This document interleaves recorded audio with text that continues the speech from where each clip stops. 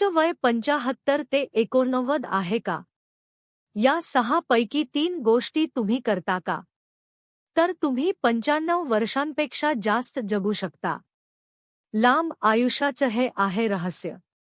माझ्या सर्व जुन्या मित्रांना नमस्कार. सर्वप्रथम मी तुम्हाला एक खरी गोष्ट सांगते.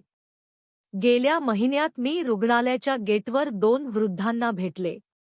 एक सज्जन मर्सिडीज गाडीने आले होते. खूप छान कपडे घातले होते आणि त्यांच्या हातातील घड्याळ मला ओळखता आले, ते लाखो रुपयांचे होते.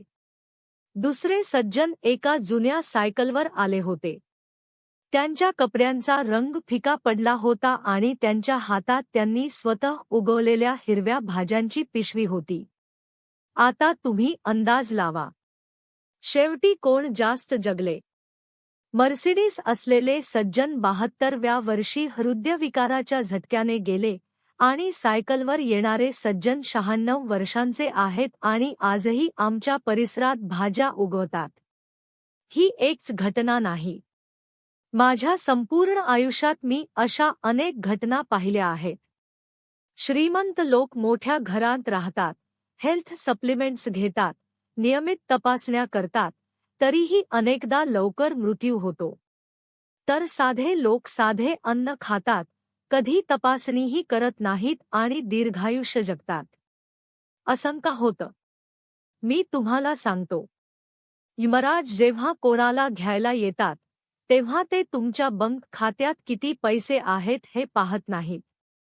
ते 6 वेगळ्या गोष्टी पाहतात. या 6 गोष्टी तुमच्या दैनंदिन जीवनात लपलेल्या असतात. कदाचित तुम्ही त्या रोज करत असाल, पण कधी त्यांच्याकडे लक्ष दिलं नसेल. हार्वर्ड विद्यापीठाने 7,000 पेक्षा जास्त लोकांवर 30 वर्षे अभ्यास केला. जपानमधील ओकिनावा येथे 100 वर्षांपेक्षा जास्त जगणाऱ्या लोकांवरही संशोधन झाले. त्यांनी असे आढळले की तुमचे जीन तुमच्या आयुष्याचा फक्त 1/4 भाग ठरवतात. उरलेले 3/4 या 6 गोष्टींवर अवलंबून असतात. आणि हो, या 6 गोष्टींमध्ये एक पैसाही खर्च होत नाही. कोणताही माणूस त्या करू शकतो.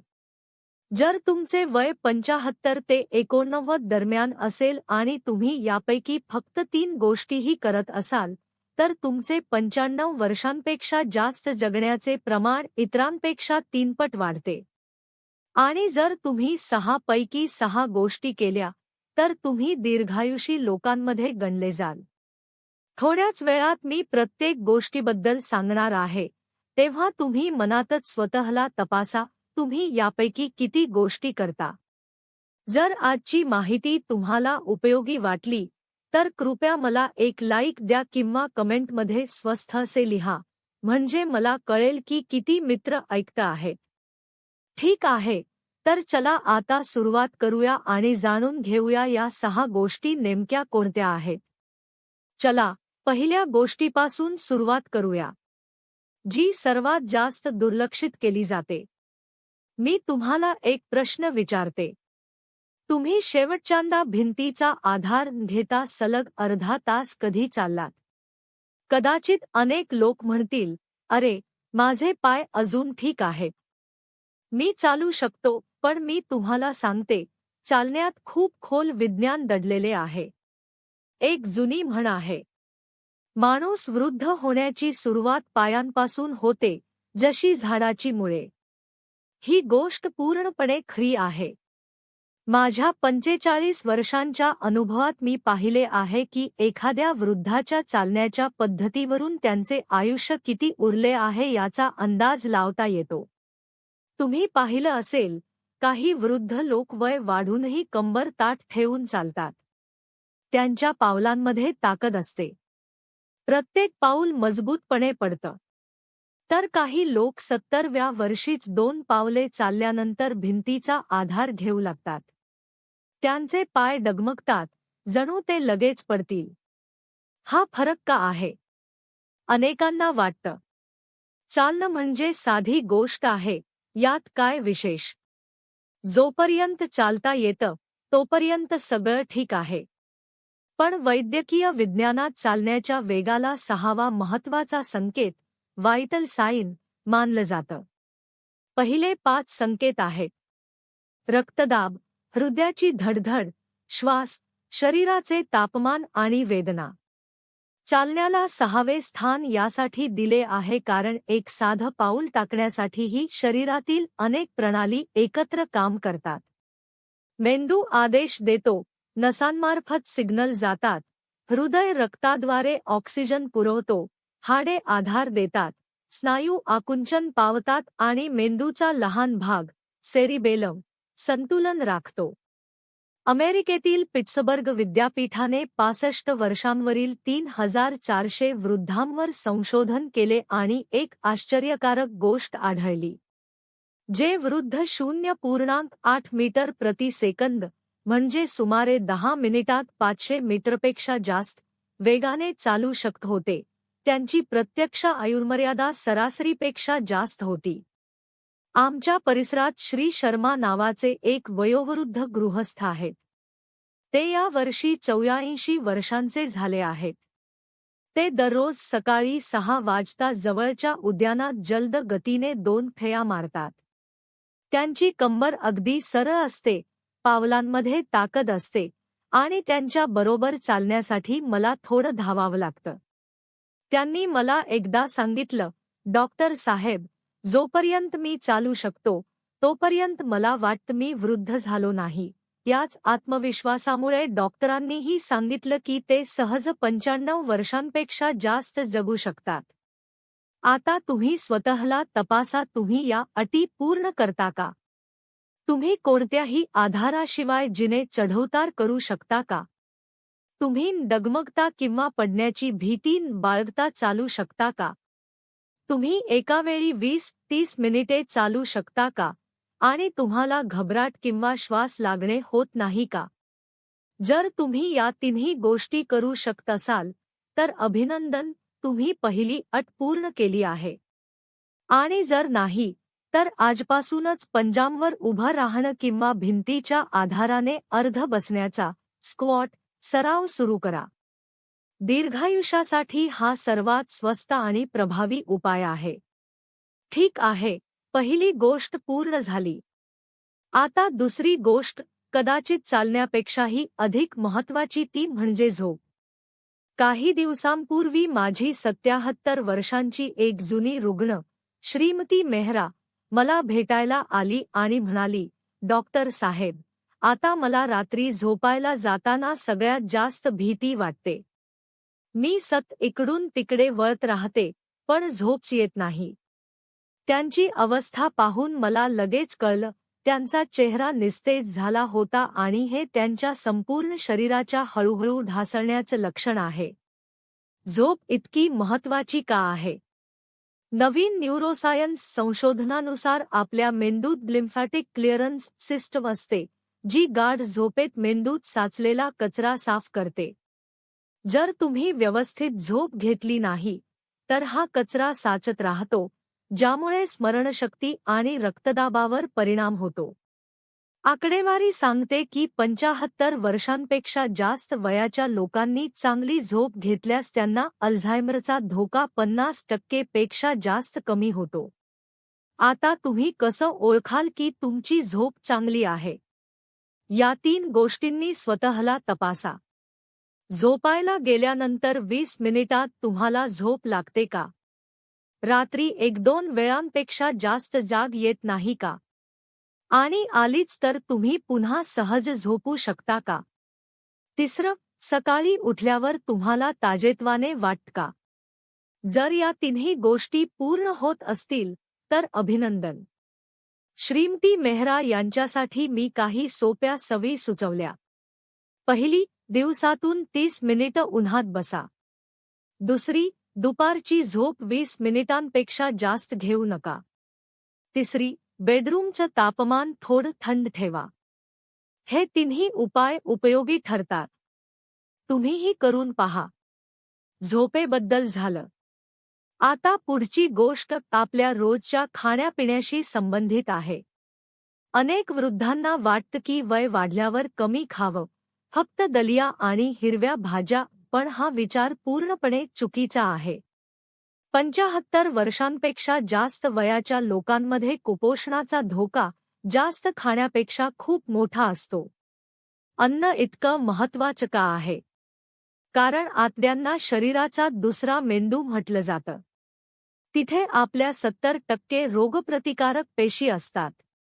जपानमधील एका संशोधनानुसार जर वृद्धांमध्ये प्रोटीनची कमतरता असेल किंवा बद्धकोष्ठता, कब्ज असेल, तर कॅन्सर आणि हृदयविकारांचा धोका खूप वाढतो. माझ्या एका मित्रांचे 89 वर्षांचे आजोबा दर रविवारी बाहेर जाऊन नाश्ता करतात आणि मांसही खातात. डॉक्टर त्यांना पाठिंबा देतात कारण मांस पचवता येणं म्हणजे त्यांची पचनसंस्था मजबूत आहे. आता तुम्ही कसं ओळखाल की तुमचं पचन ठीक आहे? या 3 गोष्टी लक्षात घ्या. तुम्हाला वेळेवर भूक लागते का? तुम्ही अन्न निवडत नाही आणि व्यवस्थित चावून खाऊ शकता का? तुमचं पोट नियमितपणे औषधांशिवाय साफ होतं का? जर या तिन्ही गोष्टी जमत असतील, तर तुमचे अंतर्गत अवयव तुमच्या वयाच्या लोकांपेक्षा 10 वर्षांनी तरुण आहेत. जर भूक कमी झाली असेल, तर काही उपाय. थोडं करून दिवसातून अनेक वेळा खा. प्रत्येक घास नीट चावून खा. प्रोटीन नक्की घ्या, अंड, मांस किंवा दूध. पहिले 3 मुद्दे शरीराशी संबंधित होते. आता पुढचे 3 मन आणि आत्म्याशी संबंधित आहेत. चौथा मुद्दा, तुमच्या मनात अजून काही करण्याची इच्छा आहे का? मी 2 प्रकारचे वृद्ध पाहिले आहेत. एक जे निवृत्तीनंतर फक्त वेळ घालवतात आणि दुसरे जे 70व्या वर्षी चित्रकला शिकतात किंवा 80व्या वर्षी शेअर बाजाराचा अभ्यास करतात. अशा लोकांचं आयुष्य साधारणपणे जास्त असतं. फरक आहे उद्दिष्ट, गोल असण्याचा. अमेरिकेतील संशोधन सांगतं की ज्या वृद्धांच्या आयुष्यात काही उद्दिष्ट असतं, त्यांना अल्झायमरचा धोका 50% कमी असतो. मी पुण्यातील 85 वर्षांच्या श्रीमती गुप्ता यांना ओळखतो. त्यांनी 70व्या वर्षी चित्रकला शिकायला सुरुवात केली. त्या म्हणाल्या, मी सकाळी उठल्यावर विचार करते की आज मला त्या फुलाला रंग द्यायचा आहे, तेव्हा मला दिवस ऊर्जा भरलेला वाटतो. आता तुम्ही कसं तपासाल? तुमचा काही दीर्घकालीन छंद आहे का? तुम्ही नवीन गोष्टी शिकायला तयार आहात का? तुम्हाला मित्रांशी बोलायला आवडतं का? जोपर्यंत तुम्ही उद्यासाठी उत्साहित आहात, तोपर्यंत इमराजही तुम्हाला घेऊन जाण्याची हिंमत करणार नाहीत. पुढचा मुद्दा तुमच्या स्वभावाशी संबंधित आहे. जे लोक खरंच दीर्घायुष्य जगतात, ते बहुतेक शांत आणि दयाळू स्वभावाचे असतात. यामागे विज्ञान आहे. जेव्हा एखादा माणूस रागावतो किंवा तणावात असतो, तेव्हा शरीर कॉर्टिसोल नावाचा हार्मोन सोडतं. हा हार्मोन वृद्धांमध्ये रक्तदाब आणि रक्तातील साखर वाढवतो. सरळ शब्दात सांगायचं तर, प्रत्येक रागाचा झटका म्हणजे तुमच्या रक्तवाहिन्यांवर एक हल्ला असतो. आपल्या परिसरात 2 आजी आहेत. एक श्रीमती वर्मा, ज्या प्रत्येक गोष्टीची काळजी करतात आणि नेहमी आजारी असतात. आणि दुसऱ्या श्रीमती जोशी, ज्या बिंदास आहेत, आनंदी राहतात आणि निरोगी आहेत. आता तुम्ही कसं ओळखाल की तुमच्या भावना स्थिर आहेत? या गोष्टींकडे लक्ष द्या. तुम्ही वाईट गोष्टी लवकर विसरता का? तुम्ही सहज चिंतेत पडत नाही का? तुमच्या चेहऱ्यावर नेहमी हसू असतं का? जर तुम्हाला वाटत असेल की तुमचा स्वभाव सध्या ठीक नाही, तर खोल श्वास घेण्याची पद्धत वापरा. राग आला की खोल श्वास घ्या, 1 ते 4 पर्यंत मोजा आणि हळूहळू सोडा. हे 3 वेळा करा. लक्षात ठेवा, या वयात स्वतःला आनंदी ठेवणं हेच कुटुंबासाठी सर्वात मोठं योगदान आहे. आता शेवटची आणि सर्वात महत्त्वाची गोष्ट. जर तुम्ही 80 वर्षांपेक्षा जास्त वयाचे असाल आणि अजूनही स्वतःचे कपडे घालू शकता, अंघोळ करू शकता आणि तुमची खोली आवरू शकता, तर कृपया स्वतःचा अभिमान बाळगा. याला रोजची कामं स्वतः करण्याची क्षमता, आत्मनिर्भरता म्हणतात. ही कोणत्याही वैद्यकीय अहवालापेक्षा तुमच्या जीवनाची गुणवत्ता अधिक अचूकपणे दर्शवते. आत्मनिर्भरता का महत्त्वाची आहे? कारण ती दाखवते की तुमचे शरीर आणि मेंदू दोन्ही व्यवस्थित काम करत आहेत. संशोधनानुसार ज्या क्षणी एखादा वृद्ध माणूस आत्मनिर्भरता गमावतो, त्याची मृत्यूदर झपाट्याने वाढते. अनेक मुलं प्रेमामुळे वृद्धांना काहीच करू देत नाहीत. पण जोपर्यंत सुरक्षित आहे, तोपर्यंत त्यांना स्वतःची कामं करू देणं हेच खरं सन्मान आहे. आता तुम्ही स्वतःला तपासा. तुम्ही स्वतः कपडे घालू शकता का? अंघोळ करू शकता का? साधं अन्न बनवू शकता का? तुमची खोली आवरू शकता का? जर तुम्ही हे सगळं करू शकत असाल, तर तुमची एकूण क्षमता तुमच्या वयाच्या बहुतांश लोकांपेक्षा खूप चांगली आहे. जोपर्यंत शक्य आहे, ही कामं सोडू नका. हीच तुमच्या सन्मानाची आणि दीर्घायुष्याची गुरुकिल्ली आहे. ठीक आहे मित्रांनो, दीर्घायुष्याचे 6 संकेत मी तुम्हाला सांगितले. चला पुन्हा एकदा त्यांचा आढावा घेऊया. चालण्याची क्षमता, चांगली झोप, चांगली भूक, छंद आणि आवड, शांत स्वभाव, आत्मनिर्भरता. आता प्रामाणिकपणे स्वतःला विचारा, यापैकी किती गोष्टी तुम्ही पूर्ण करता?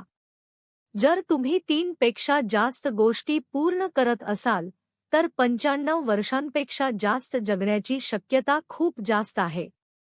जर तुम्ही 5 किंवा सर्व 6 गोष्टी पूर्ण करत असाल, तर तुम्ही तुमच्या कुटुंबासाठी अमूल्य खजिना आहात.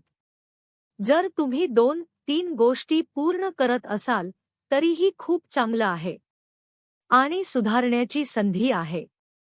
आणि जर तुम्ही 1 किंवा 1ही पूर्ण करत नसाल, तर निराश होऊ नका. सुरुवात करण्यासाठी कधीच उशीर नसतो.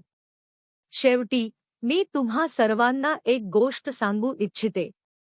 खरं दीर्घायुष्य म्हणजे फक्त जास्त वर्ष जगणं नाही, तर गुणवत्ता, सन्मान आणि आनंदाने जगणं आहे. आपली खरी इच्छा काय आहे? 90 वर्षांचं वय असतानाही स्वतःच्या पायांवर चालता येणं, मित्रांशी बोलता येणं, अन्न खाता येणं आणि हसता येणं, हेच खरं भाग्य आहे.